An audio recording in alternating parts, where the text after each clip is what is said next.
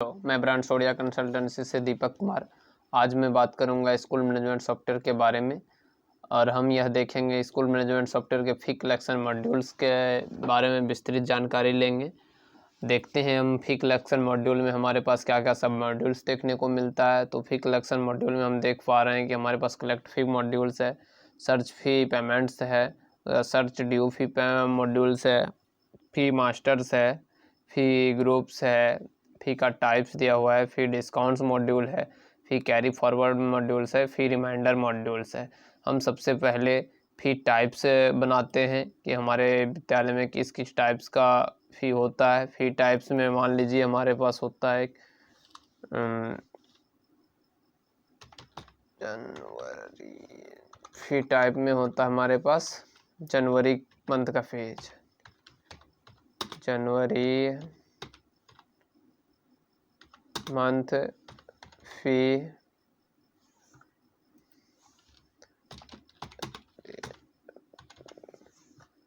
जनवरी फी। ठीक, दूसरा हमारे पास हो जाता है कंप्यूटर फी,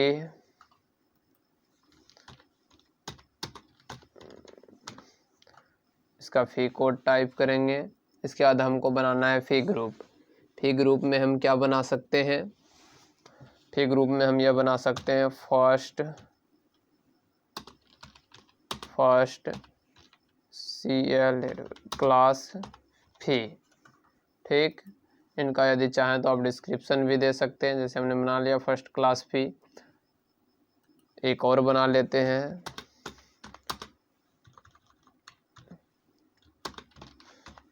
सेकेंड क्लास फी,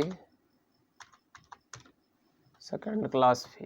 इसके बाद हम फी मास्टर पे आना है। हमें फी मास्टर में हमें फी ग्रुप चूज करना है। जैसे फर्स्ट क्लास फी चूज किए, फी टाइप में जनवरी फी सेलेक्ट किए, ड्यू डेट क्या होगा जनवरी का, ड्यू डेट जनवरी फी का होगा हमारे पास 30 जनवरी मान लीजिए। अमाउंट क्या है 500। ठीक, इस पे यदि आप फाइन वगैरह लगाते हैं तो वो फाइन का परसेंटेज चूज कर लीजिए, या फिर फिक्स अमाउंट दे सकते हैं या फिर परसेंटेज के हिसाब से दे सकते हैं। हम सेव करते हैं। ठीक, हमारे पास ये ग्रुप सेव हो चुका है फ़ी के लिए। हम इस ग्रुप को असाइन करेंगे कि हमारे पास जो फर्स्ट क्लास का फ़ी ग्रुप बना है जनवरी मंथ का, ये फ़ी जो है किन किन बच्चों के ऊपर अप्लाई होगा। तो जैसे कि हम असाइन यहाँ पे आएंगे, दो ऑप्शन मिलता है कि यहाँ से हम इसे डिलीट कर सकते हैं, यहाँ से हम इसे असाइन एंड व्यू कर सकते हैं।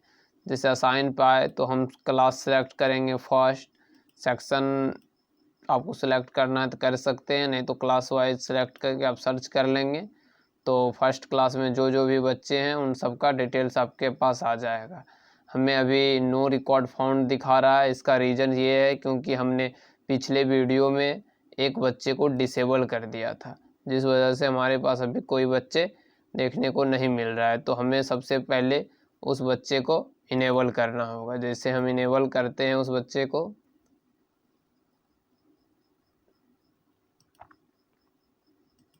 जैसे हम देखते हैं डिसेबल स्टूडेंट, हमारे पास कौन कौन से डिसेबल स्टूडेंट्स हैं उनको हम देखना चाह रहे हैं। तो जैसे हमारे पास आ गया कि एक बच्चा है हमारे पास जो कि डिसेबल है, इसको इनेबल करना है तो यहाँ से सिंपली आके हम क्लिक करके ओके कर देंगे। तो ये बच्चे हमारे पास इनेबल हो गया।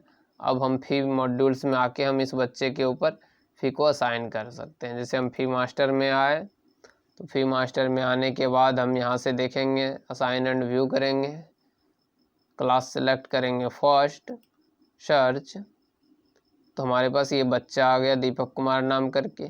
तो हम जिसे जिसे सेलेक्ट करेंगे या फिर हम चाहें तो पूरे ऑल को सेलेक्ट करके सेव कर देंगे। तो ये फ़ी जो है इस बच्चे के ऊपर अप्लाई हो चुकी है। इसके बाद हम देखते हैं इस बच्चे का फ़ी कलेक्ट करके। फ़ी कलेक्ट में के लिए हम फ़ी कलेक्ट फ़ी में जाएंगे। कलेक्ट फ़ी आने के बाद हम क्लास फर्स्ट चूज करेंगे तो हमारे पास इस बच्चे का लिस्ट आ गया। इसके बाद हमारे पास दिखा आ रहा है RS कलेक्ट फ़ी, इस पर टाइप करेंगे फ़ी लेने के लिए।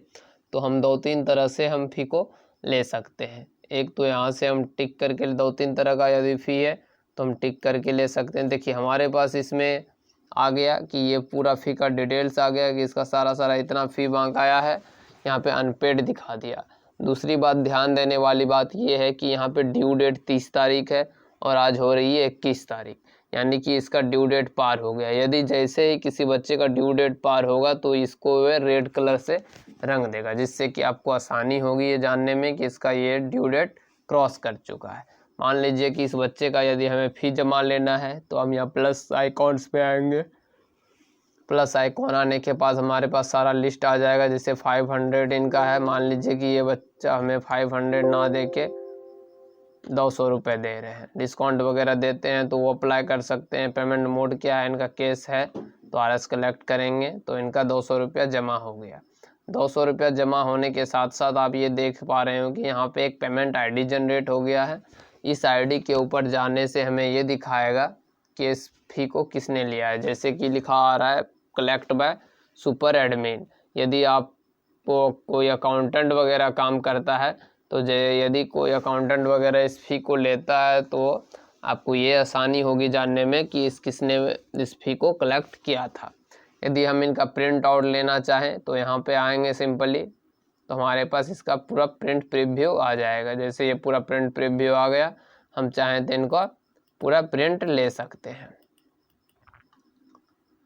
या फिर हम चाहें तो एक साथ यदि सेलेक्ट करके पूरा प्रिंट लेना चाहें तो सेलेक्ट करके प्रिंट सेलेक्टेड पे आएंगे, उसके बाद भी हम प्रिंट ले सकते हैं। तो हमारे पास पूरा प्रिंट का फॉर्मेट आ गया। ठीक, यदि हम सेम इसी तरह से यदि फ़ी कलेक्ट करना चाहे एक साथ 2 या 3 मंथ का, तो हम यहाँ से सिंपली सेलेक्ट करेंगे सबका और कलेक्ट फ़ी पे आएंगे। तो यहाँ से हम चाहें तो सब फ़ी एक बार में ही कलेक्ट कर सकते हैं। इसके बाद हमारे पास आता है सर्च फ़ी पेमेंट। हम चाहें तो किसी भी तरह का फ़ी पेमेंट कर सकते हैं। जैसे पेमेंट ID मांग रहा है, अभी हम जो पेमेंट कलेक्ट किए बच्चे का उसका पेमेंट ID जनरेट हुआ था 1 by 1। जैसे हम इस ID को डाल के सर्च करेंगे तो इसका पूरा फ़ी का डिटेल्स आ जाएगा। जैसे 1 by 1 पेमेंट ID डालने के बाद ये डेट दे दिया, किस डेट में इसका पेमेंट लिया गया है, नाम क्या था, किस क्लास का है, किस ग्रुप इसका पेमेंट था, किस टाइप का था, ये सारा डिटेल्स आ गया। यदि व्यू करना चाहें इसका पूरा पेमेंट डिटेल्स तो पूरा पेमेंट डिटेल्स भी इनका खोल के व्यू कर सकते हैं। सर्च ड्यू फ़ी, यदि हम इससे चाहें तो अपने कौन से क्लास में कितना फ़ी बकाया है, किस मंथ का या किस ग्रुप का, वो देख सकते हैं। जैसे इसमें हम ग्रुप सेलेक्ट करते हैं क्लास 1 का, क्लास फर्स्ट का जनवरी का फ़ी, और क्लास किस में सेलेक्ट क्लास 1 सेक्शन B में। सर्च करने के बाद हमारे पास ये लिस्ट आ गया कि इस बच्चे का जो है फ़ी बकाया है।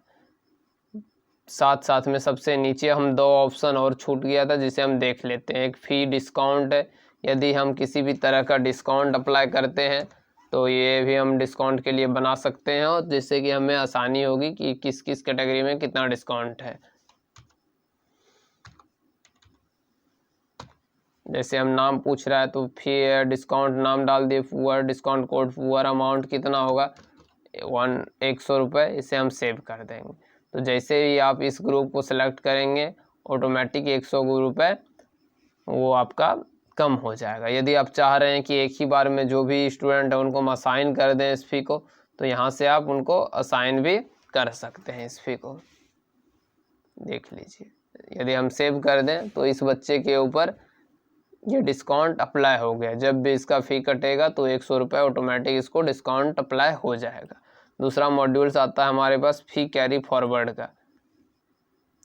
तो फ़ी कैरी फॉरवर्ड ये उस समय काम आता है कि जब इस सेक्शन से वो दूसरे सेक्शन में कोई भी चला गया है, उसमें हमें सारे फ़ी को ट्रांसफ़र करना है, तो यहाँ से हम डायरेक्ट डाल के फ़ी को ट्रांसफ़र कर सकते हैं। तो इससे अगले सेशन में भी उनका फ़ी चढ़ जाएगा।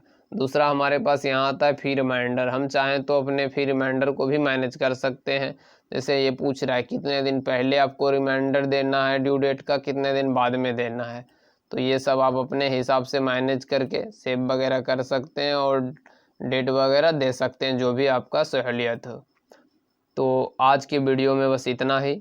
हम अगले वीडियो में ये जानेंगे कि हम इनकम सेक्शन को कैसे मैनेज कर सकते हैं और इसे हम कैसे देख सकते हैं। तो आज की वीडियो के लिए बस इतना ही। अगले वीडियो को हम जल्द ही लाएंगे, इसके लिए हम धन्यवाद।